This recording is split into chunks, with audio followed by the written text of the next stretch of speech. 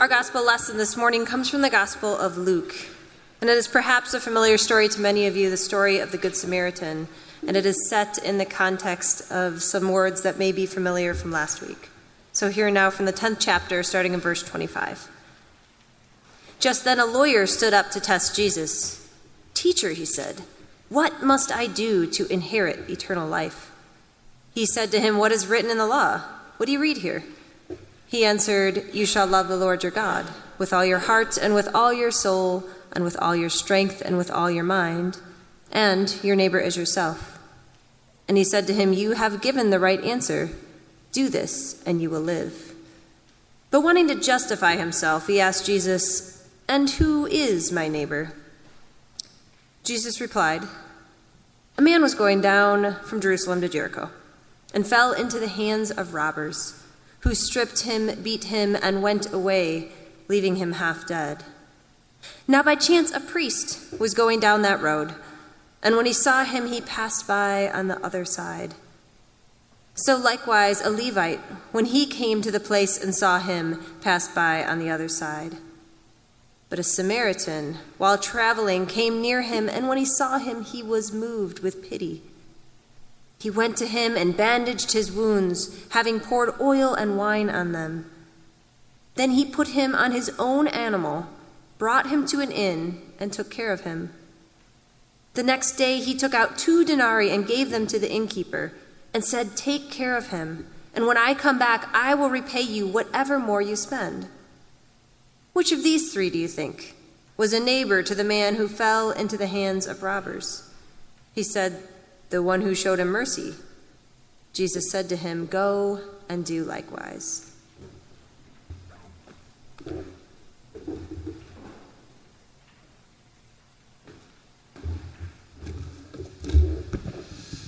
Let us begin with prayer, shall we? Gracious and loving God, startle us once again with your love, which is so generous. And help us to be people who reach out to others with the same kind of generous love. And may the words of my mouth and the meditation of all of our spirits be acceptable and pleasing to you. Amen. Well, preachers have their favorite Bible readings. The parable of the Good Samaritan is one of mine. The story Jesus tells us is about an outcast. It's about a Samaritan. It's about a hated foreigner. It's about a half-breed who was one day traveling from Jerusalem to Jericho when he came upon a person who had fallen among robbers, had been very, very badly beaten, and was left for dead.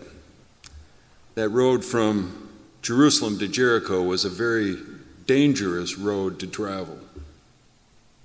Apparently, sometime earlier, a revered priest and a very respected Levite had passed by on their way to some very important commitments, most likely, but had both failed to offer their assistance to this injured man.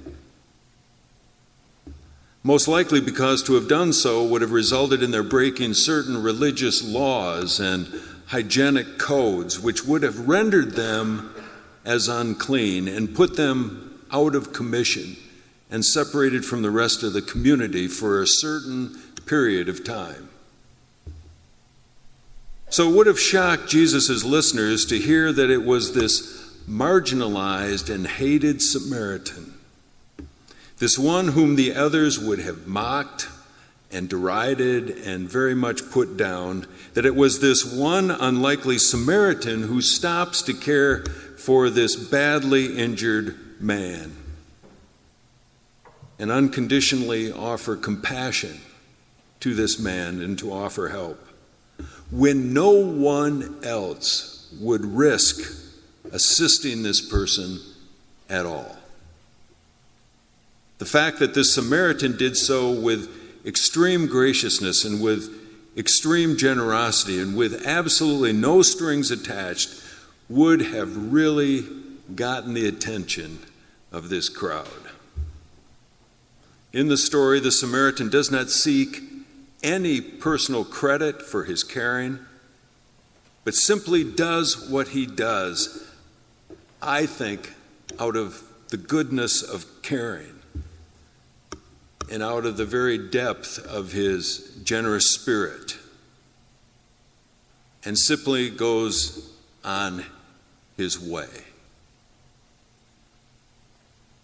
Obviously, the generosity here is incredible. The generosity here is radical. It's countercultural. Not only did the unlikely Samaritan stop to help, but he did so while crossing very significant racial and social boundaries. Much like today, if an Israeli Jewish man was robbed and a good Hamas member saved his life. Very much like if an atheist was robbed and a good Christian fundamentalist saved her life. Very much like if a white supremacist was robbed and a really good black teenager saved his life. Such grace and such mercy, such generosity as Jesus was suggesting here was out of line. It was surprising. It was controversial. Again, it was radical. And yet it was necessary, as Jesus is pointing out, within the values of what it means to be part of the realm of God. This, Jesus says, is what we do with our neighbor. And who's our neighbor? Everybody. No distinctions, no exclusive definitions. Our neighbor is that person who is in need. And being a neighbor meant reaching out and trying to meet the need of that neighbor. Well, this Sunday we are focusing on the virtue of generosity. In his book, The Character of Virtue by Stanley Hauerwas, this book that Darcy and I have been using this fall for our sermon series, Hauerwas defines generosity as, and I quote, having a disposition toward life, and in particular toward other people, that is welcoming.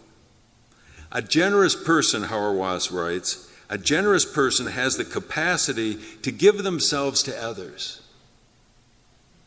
without any calculations, without figuring it all out, without trying to decide if you are going to show such generosity or not, without any calculations, like in this parable of the Good Samaritan, of what they will receive or get in return.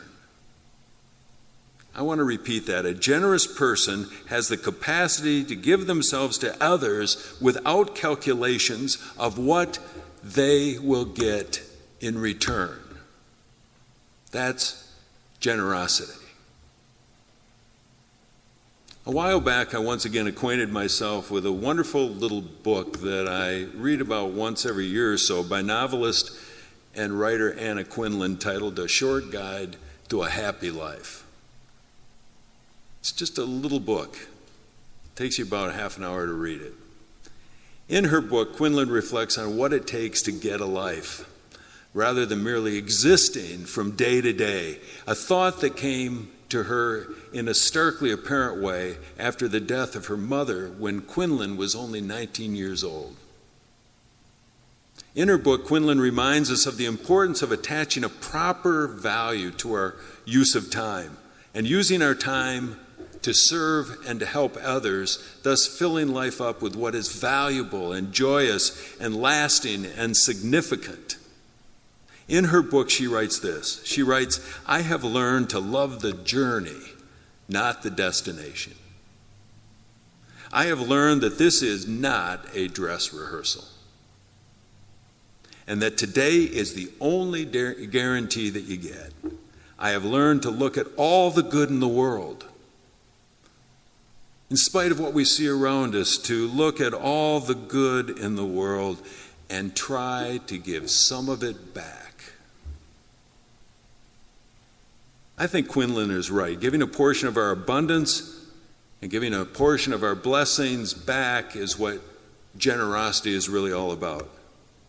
I believe that as we become generous people, and as we exercise our capacity to give ourselves away to others, we enter into a very spiritual realm where true transformation of our lives can take place, and where our own lives can be deepened and blessed and be filled. I believe generosity, which involves both an attitude as well as an action, can do this.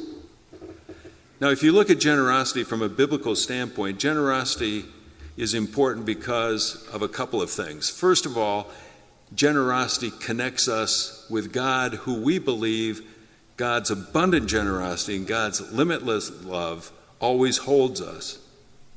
And it always follows us throughout all of our lives. And secondly, we see that generosity is important because as we celebrate and recognize that the blessings we have received are really not our own, but they really are God's good gifts to us and for us to manage and to steward, then such an understanding as that calls us and invites us to share our abundance and to share our generosity, to share our blessings, to share our goodness, to share our gifts with others.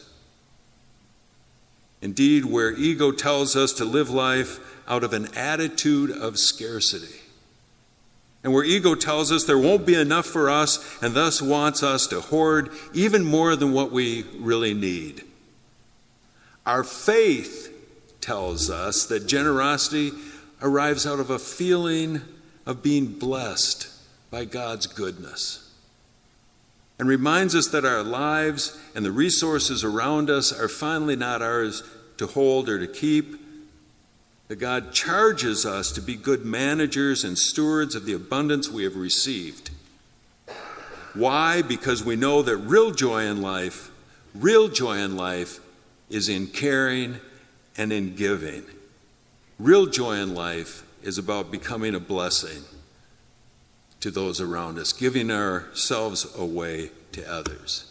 If you read the literature on depression, one of the treatments for depression is to get out of ourselves and to start serving others. We are blessed as we become a blessing. We are blessed as we become generous people. You see, generosity then is a way of being. It's a way of being a human being, a way of experiencing life that can transform the way we look at life and can transform our experience and connection with other people. The famous motivational speaker and author Dale Carnegie once wrote these words. He wrote, "If we want to find happiness," and who doesn't want to find happiness? He writes, "If we want to find happiness, let's stop thinking about gratitude or ingratitude and simply give for the inner joy of giving." And the great humanitarian Albert Schweitzer once said, "One thing I know, the only ones among you who will really be happy are those who have sought and who have found how to serve." That's generosity. So, do you want to discover life in all of its fullness and all of its abundance? Do you want to feel a kind of joy that is very deep and very lasting? If so, then do as Jesus teaches. Then do as Jesus models and reach out to others with love, with mercy, with service, with generosity.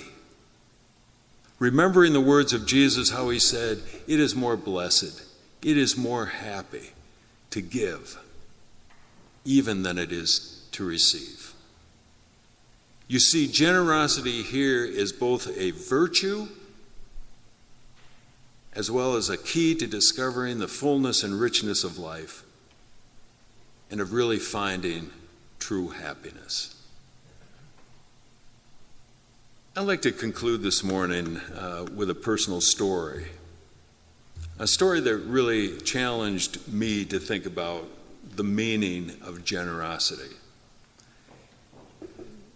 The setting takes place in Muskegon, Michigan. You may or may not know that my wife Laura and I, for many years, were stewards of Laura's grandmother's home in Muskegon, Michigan, that we received and began to visit and take care of after my wife's grandmother died at the age of almost 103. Laura has some good genes in her family.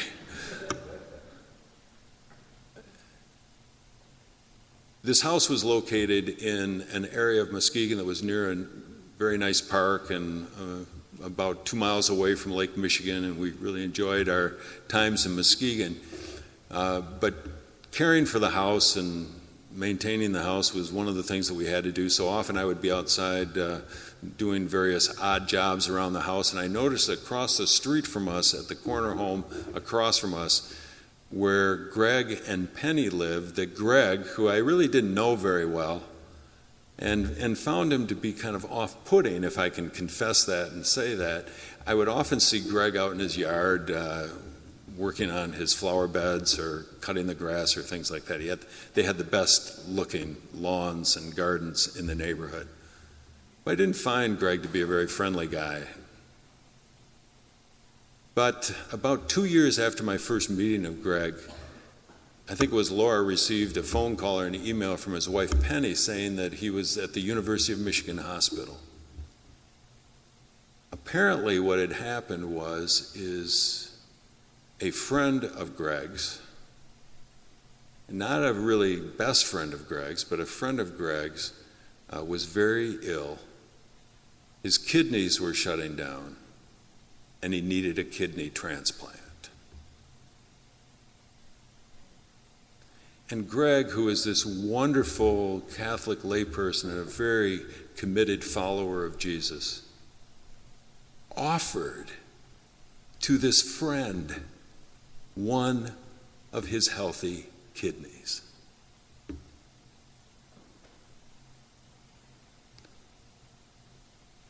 That was his reason for being at the University of Michigan Hospital, where the kidney transplant took place. Here is this guy who I didn't think was a very nice guy, but was incredibly nice. Here is this guy at probably the age of about 55, offering one of his 2 healthy kidneys to this friend simply because he had a need. And Greg wanted to help. Now, I don't know about any of you. I'd have a hard time giving a kidney to my family members, much less to a casual friend. I can tell you, when I am asked or offered opportunities to be generous, I cannot help but think of Greg and his generosity, his love, his caring, his willingness to give up of himself, and really a part of himself, in order to help somebody, his neighbor. Now, I'm not suggesting here this morning that we all have to run out and offer our kidneys as a transplant to a friend. What I am saying, though, is there is something about generosity that is very, very sacred. And it's very holy.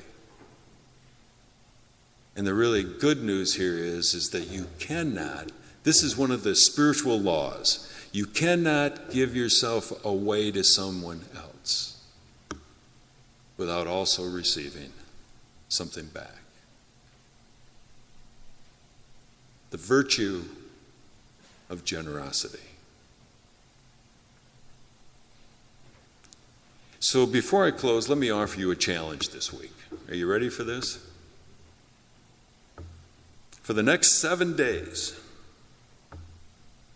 I invite you, especially as we're getting closer to Thanksgiving now, I think it's a great context in which to put this challenge. For the next 7 days, I invite you to look for ways to be generous. And each day to find a way to bless someone or to bless something with your generosity. It doesn't have to be a kidney, and it doesn't have to be $1 million. It is some way that you move outside your own personal context to bring a blessing to somebody else. And if you take on that challenge, will you please do me a favor? Will you please let me know how it goes? And will you please let me know how the experience has touched your life? 7 days for the next week. And if you take me up on my challenge, and very few ever do, but if you take me up on my challenge, will you please let me know what it felt like to do that? Next Sunday, we're going to be talking about gratitude. And I would love to have a couple of your examples to use as I move into my sermon next week on gratitude. Jesus said, "It is more blessed to give than even to receive." That is generosity. Thanks be to God. Amen.